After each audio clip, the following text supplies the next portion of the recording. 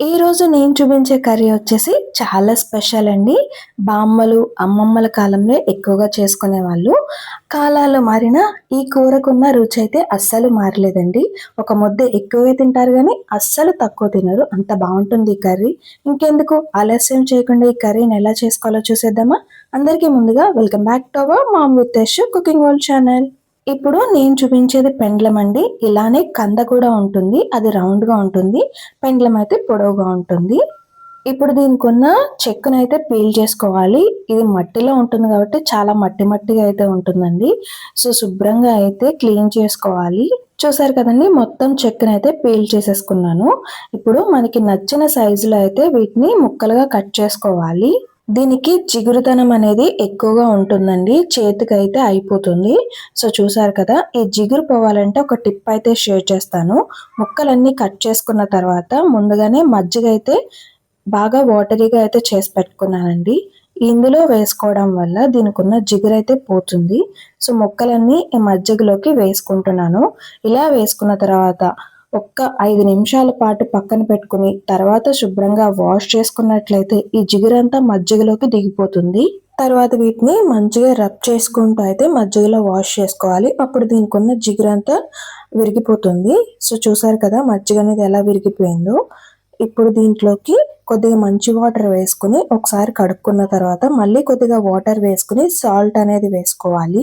దీనితో మరొక 2 నిమిషాల పాటు రబ్ చేసుకుని వాష్ చేసుకున్న తర్వాత మంచి నీళ్ళతో 2 ఆర్ 3 టైమ్స్ వాష్ చేసుకుని పక్కన పెట్టుకోవాలి. ఇప్పుడు మసాలా కోసం ప్రిపేర్ చేసుకుందాం. మిక్సీ జార్లో 1/2 ఇంచ్ అల్లం, చిన్న సైజు ఉల్లిపాయ ముక్కలు 2, కొద్దిగా ధనియాలు, కొద్దిగా జీలకర్ర, వెల్లుల్లి రెమ్మలు కొద్దిగా వేసుకొని మిక్సీ పట్టుకొని పక్కన పెట్టుకోవాలి. నెక్స్ట్ కర్రీకి కావాల్సినవన్నీ రెడీ చేసి పెట్టుకున్నాను. ఇప్పుడు స్టవ్ ఆన్ చేసుకుని కర్రీ ప్రిపరేషన్ కోసం ఒక కడాయిని అయితే పెట్టుకున్నాను. దీంట్లోకి కర్రీకి తగ్గట్టుగా ఆయిల్ అనేది వేసుకోవాలి. సో, ఈ ఆయిల్ అనేది కొద్దిగా హీట్ అయిన తర్వాత దీంట్లోకి లైట్‌గా పసుపు అనేది వేశాను. ఎందుకంటే ఎగ్స్ ఫ్రై చేసుకుంటే కర్రీకి టేస్ట్ అనేది చాలా బావుంటుందండి. ఫ్రై చేసినవి ఇష్టం లేకపోతే నార్మల్‌గా కూడా వేసుకోవచ్చు కర్రీలోని. సో, ఇవి కొంచెం ఫ్రై అయిన తర్వాత నేను ముందుగా వాష్ చేసి పెట్టుకున్న ఎండు రొయ్యలండి. సో, వీటిని ముందే నానబెట్టుకోవాలి. దానికున్న ఇసుక అనేది వాటర్‌లోకి దిగిపోతుంది. సో, ఆ తర్వాత శుభ్రంగా వాష్ చేసుకోవాలన్నమాట. వీటిని లో ఫ్లేమ్‌లో ఒక 3 నిమిషాల పాటు వేయించుకుని అయితే ప్లేట్‌లోకి తీసుకుంటున్నాను. సో, ఇవి మంచిగా ఫ్రై అయ్యాయి కదండీ! ఇప్పుడు ఇదే కడాయిలోకి కొద్దిగా ఆయిల్ అనేది యాడ్ చేసుకుంటున్నాను. అలానే కట్ చేసి పెట్టుకున్న మీడియం సైజ్ ఉల్లిపాయలు 3, అలానే 3 వరకు పచ్చిమిర్చిని కూడా వేసుకొని మంచిగా ఫ్రై చేసుకోవాలి. ఉల్లిపాయని వేయించుకునేటప్పుడు మీడియం టు లో ఫ్లేమ్‌లోకి అడ్జస్ట్ చేసుకుంటూ మగ్గించుకుంటే ఆనియన్ అనేది త్వరగా మగ్గుతుంది. చూసారు కదా! పింకిష్ కలర్‌లోకి అయితే చేంజ్ అయింది. ఆనియన్ ఒక 70% వరకు కుక్ అయిన తర్వాత ముందుగా రెడీ చేసి పెట్టుకున్న మసాలా పేస్ట్ ఏదైతే ఉందో దానిని కూడా వేసుకొని ఫ్రై చేసుకుంటూ ఉండాలి. మసాలా వేసిన తర్వాత లో ఫ్లేమ్‌లో మాత్రమే ఫ్రై చేసుకోవాలండి. అప్పుడే మంచిగా వేగి కర్రీకి టేస్ట్ అనేది చాలా బావుంటుంది. ఈ మసాలా పేస్ట్‌ని వేసుకొని వేయిస్తున్నప్పుడే కర్రీ నుంచి అరోమా అనేది చాలా మంచిగా వస్తుంది. మసాలా ఫ్రై అయిన తర్వాత దీంట్లోకి ముందుగా కట్ చేసి శుభ్రంగా క్లీన్ చేసి పెట్టుకున్న పెండ్లం ముక్కలు ఏవైతే ఉన్నాయో వాటినైతే దీంట్లోకి వేసుకుంటున్నానండి. మా చిన్నతనంలో అమ్మమ్మలు, బామ్మలు అయితే ఈ కర్రీని ఎక్కువగా చేసుకునేవాళ్ళు. కానీ ఇప్పుడున్న రోజుల్లో పెద్దవాళ్ళకి ఈ కర్రీ అంటే అంతగా పడట్లేదండి. కాళ్ళ నొప్పులు వస్తున్నాయని చెప్పేసి అంటూ ఉంటారు.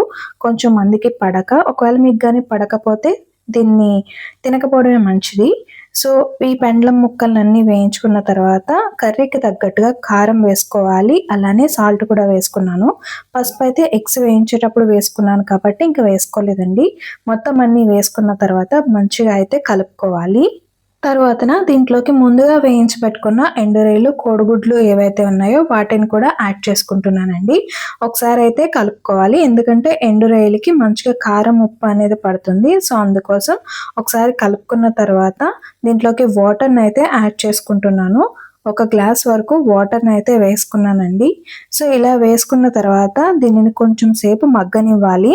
గరిటెతో కలిపితే ఎగ్స్ ఎక్కడైనా డ్యామేజ్ అవుతాయేమో అని చెప్పేసి నేను గరిటెతో కాకుండా ఈ విధంగా కలుపుకుంటున్నాను. సో, అలా కలుపుకున్న తర్వాత మూత పెట్టుకొని ఒక 5 నిమిషాల పాటైతే మగ్గించుకోవాలి. ఇలా చేయడం వల్ల ఏదైనా వెజిటబుల్స్ త్వరగా కుక్ అవుతాయండి. వెంటనే చింతపండు వేస్తే కుక్ అవ్వడానికి టైం అనేది పడుతుంది. సో, అందుకని నేను ఒక 5 నిమిషాల పాటు ఉడికించుకున్నాను. తర్వాత ఒక పెద్ద నిమ్మకాయ సైజ్ అంతా చింతపండునైతే నానబెట్టుకుని దాని నుంచి గుజ్జునైతే తీసుకుని ఈ కర్రీలోకి అయితే వేసుకున్నానండి. సో, ఇలా వేసుకున్న తర్వాత మళ్ళీ ఒకసారి అంతటిని కలుపుకోవాలి. నెక్స్ట్ ఇప్పుడు మళ్ళీ మూత పెట్టుకుని అయితే మగ్గించుకోవాల్సి ఉంటుంది. ఇలా చేయడం వల్ల కర్రీ అనేది త్వరగా కుక్ అవుతుందండి. సో, ఒక 5 నిమిషాల పాటు మళ్ళీ కుక్ చేసుకున్నాను. చూసారు కదా! తర్వాతకి మన కర్రీ అనేది మంచిగా కుక్ అయిపోయింది. ఒకసారి ఒక పీస్‌ని కట్ చేసి అయితే చూసుకుందాము. ఇది ఉడికిందో లేదో తెలుస్తుంది. చూసారు కదండీ! చాలా సాఫ్ట్‌గా అయితే కట్ అయిపోయింది. అంటే పెండ్లం ముక్కలనేవి మంచిగా కుక్ అయిపోయాయి. ఈ విధంగా గ్రేవీ ఉంటే సరిపోతుంది నాకు. ఫైనల్‌గా కొద్దిగా కొత్తిమీరనైతే వేసుకున్నాను.